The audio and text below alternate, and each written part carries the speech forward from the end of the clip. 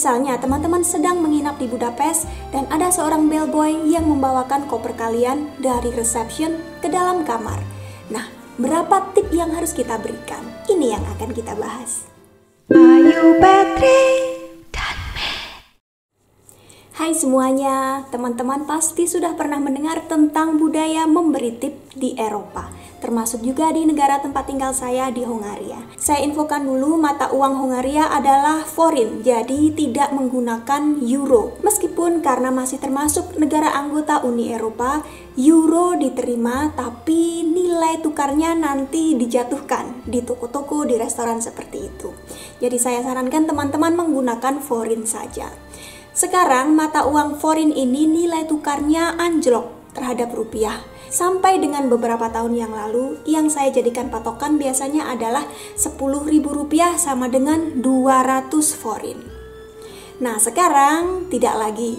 200 forint sama dengan 9.000 rupiah. Kayaknya nggak selisih banyak, tapi kalau kita membicarakan jumlah uang yang besar, misalnya 20.000 forint yang dulunya 1 juta rupiah, sekarang hanya 900.000.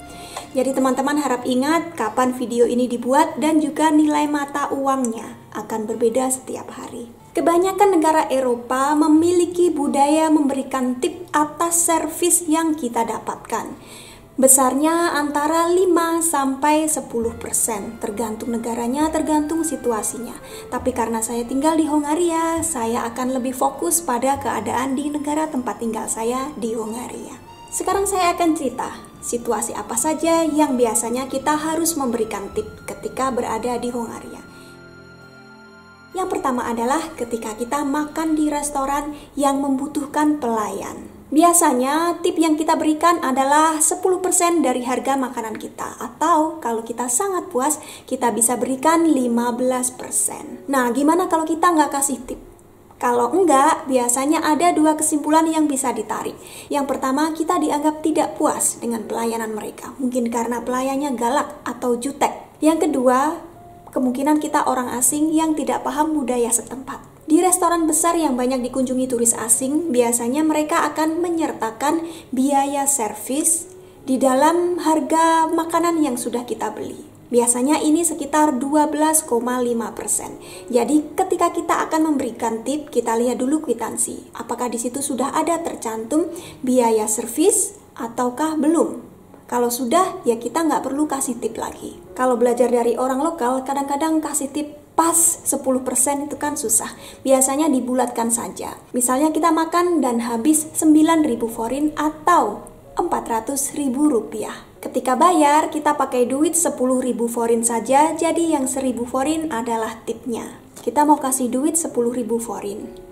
Jadi kita nggak bilang ini ambil tipnya 1.000 forint, nggak gitu, tapi kasih saja Köszönöm szépen, artinya terima kasih, dan sudah kita langsung pergi atau masih lanjut ngobrol sebentar dengan teman kita yang ada di situ.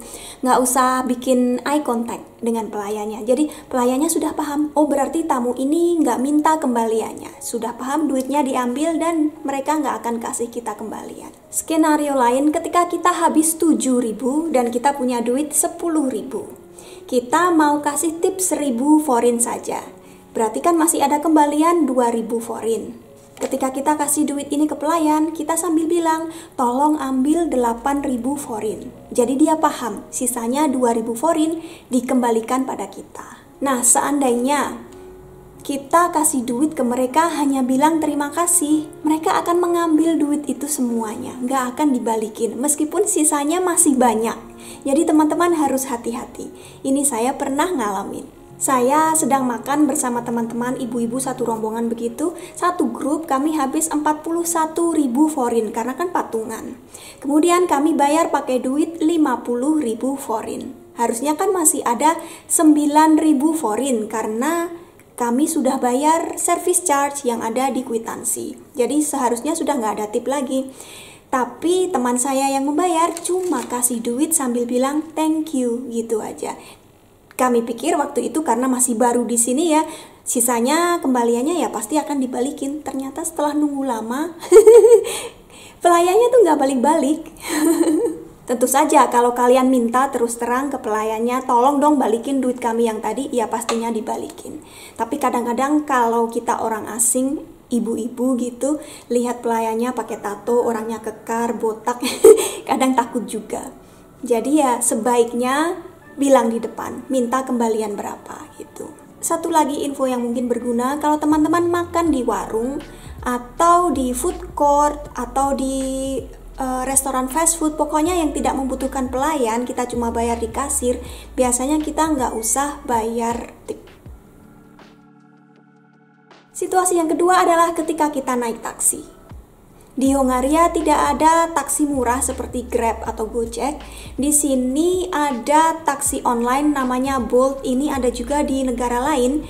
Cuma kalau di Hongaria tarifnya sama saja dengan taksi biasa. Tarif taksi di Budapest seragam, sudah ditentukan oleh pemerintah. Tarif dasar adalah 700 forin, begitu kita buka pintu ya bayar segitu.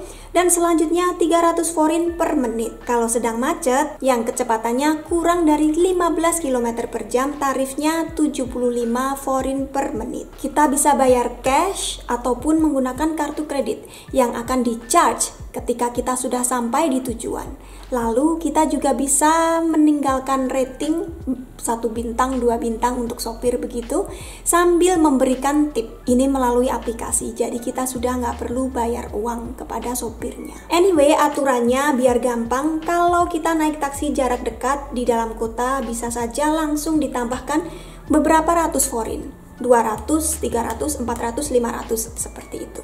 Misalnya kita habis 2.800 forin, ini sedikit sekali, gabung saja langsung 3.000 forin. Pokoknya seperti itu.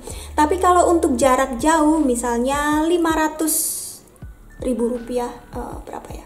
10.000 forin ke atas, kita bisa pakai persentasi, biasanya 10%. Misalnya dari Budapest ke Eger mau naik taksi, kan jarak jauh, itu 10% karena juga sopirnya kan butuh tenaga. Juga biasanya kalau orangnya baik, bantu-bantu kita angkat-angkat koper gitu dari bagasi, itu bisa kita kasih 10% dari biayanya. Yang ketiga adalah pesan makanan online. Di sini ada beberapa aplikasi online untuk pesan makanan seperti Foodpanda dan juga Wolt. Saya paling sering pakai Wolt. Hati-hati, harga makanan online di sini bisa jadi lebih mahal daripada kalau kita beli sendiri di restorannya. Jadi sudah harganya dimahalin, kemudian kita masih juga harus bayar ongkos kirim. Untuk Wolt, aplikasi yang saya sering pakai karena sudah terbiasa ya, servisnya juga bagus, itu ongkos kirimnya adalah sekitar 25.000 rupiah. Jadi biasanya orang sini cuma kasih tip 200-300 forin saja. Ini kita bisa masukkan ke dalam aplikasi, jadi tidak perlu secara langsung kasih duit kepada kurir. Selanjutnya adalah tukang belanjaan. Teman-teman yang sudah lama gabung di channel ini pasti tahu setiap minggu saya belanja online, belanja barang-barang dapur, bahan makanan, itu dibawain masuk sampai ke rumah saya. Rumah saya kan tangganya tinggi banget, jadi biasanya saya kasih tip 500 sampai 1000 forin, tergantung banyaknya barang yang saya beli. Pak Pos dan kurir paket, yang ini budayanya orang sini nggak kasih. Jadi kurir DHL, kurir FedEx seperti itu mereka nggak akan kasih duit. Tapi kalau Pak Pos di Indonesia kan paling nggak ada motor atau naik mobil ya. Kadang-kadang kalau di sini mereka jalan kaki, naik bis. Tapi kan kami tinggal di pegunungan, teman-teman tahu sendiri dari halte bis yang ada di depan rumah kami itu jalan kaki. Ngedrop surat satu-satu, kadang-kadang harus manggil orangnya, dan karena halaman orang sini luas, mereka harus naik tangga, bawa paket dan lain sebagainya. Tuh kasihan banget, sampai saya lihat lututnya itu Pak Pos yang sering kesini itu selalu pakai kayak salon pas gitu, kebanyakan jalan. Jadi itu paling enggak ya kadang-kadang kita kasih lah 200-300 forin. Kalau lagi menjelang Natal gitu kita kasih lebih 1000 forin atau berapa, pokoknya begitu, seikhlasnya saja. Kurir paket juga begitu, kalau kita beli kabel sedikit ya nggak usah kasih tip, nggak apa-apa. Tapi misalnya dia nganterin piano berat kayak gitu ya paling nggak kita kasih berapa lah. Kemudian ketika kita menginap di hotel biasanya ada bellboy dan juga housekeeping. Mereka tidak mengharapkan tip, Tapi kalau kita kasih tentunya mereka akan sangat berterima kasih. Untuk bellboy yang bawain koper dari resepsionis sampai masuk ke dalam kamar kita bisa dikasih 500 forin. Ini wajar. Kalau ada housekeeping yang bersihin kamar kita, ketika kita mau check out saja dihitung berapa hari nginap di situ, dan juga kemudian perharinya kita kasih tip 200-300 forin dikalikan berapa hari. Pendapatan minimum di sini seperti yang saya sudah bilang nggak terlalu besar. Tapi tahun ini untuk tenaga kerja non-skill dinaikkan drastis sekali, lumayan. Jadi 200.000 forin. Ini masih bruto. Mereka masih harus bayar pajak lagi dan besarnya beda-beda tergantung apakah mereka masih single, apakah mereka punya anak, apakah istri mereka bekerja. Jadi ini potongannya nanti beda-beda ya. Pokoknya secara bruto gaji kotor itu 200.000 forin. Nggak besar, jadi kalau kita kasih tip sebesar apapun, sekecil apapun, mereka akan berterima kasih. Intinya begitu. Kalau kita minta tolong yang kecil-kecil saja, kita kasih beberapa ratus forin. Kita ngisi bensin, di sini kita harus ngisi sendiri teman-teman. Kalau kita nggak bisa, ada petugas di situ, kita minta tolong, ya kasih duit. Nggak harus, tapi kan orang sini biasanya begitu, kasih 300, 400, 500 seperti itu. Kenapa sih kita harus ngasih tips? Namanya orang, alasannya juga bisa bermacam-macam. Tapi yang paling utama tentunya seperti yang saya bilang tadi, karena gaji mereka nggak banyak. Kalau mereka mendapat tip, ini juga jadi penghasilan tambahan. Saya pernah dikasih tahu bapak mertua yang dulunya kerja dari pelayan restoran sampai chef, pernah semua, sampai manajer, pernah. Waktu beliau jadi chef, kadang suka ngiri karena para pelayan dapat tip dari para tamu. Sedangkan chef yang seharian masak di dapur, mereka cuma dapat gaji saja. Kan nggak adil. Jadinya kadang-kadang ada restoran yang semua tip yang diterima dari tamu dikumpulin jadi satu lalu dibagi rata di antara para staff. Ya itu adil sih kalau begitu ya. Kadang ada orang yang kasih tip karena mengharapkan perlakuan yang lebih baik. Setidaknya lain kali kalau mereka ketemu. Misalnya kita ke dokter, begitu kita mau pamitan, kita kasih tip ke dokter. Mereka bahkan punya nama. Ini disebut sebagai halo pins. Nah, saking umumnya kalau mereka nggak kasih halo pins ini, katanya mereka takut nanti dokter atau perawat akan galak sama kita atau akan jutek atau pokoknya kita nggak dirawat dengan baik gitu. Jadi orang mau lahiran, orang dirawat di rumah sakit, mereka akan menghitung berapa lama di rumah sakit, ada berapa perawat dan berapa yang harus mereka kasih untuk tiap perawat dan juga dokternya. Bisa banyak katanya.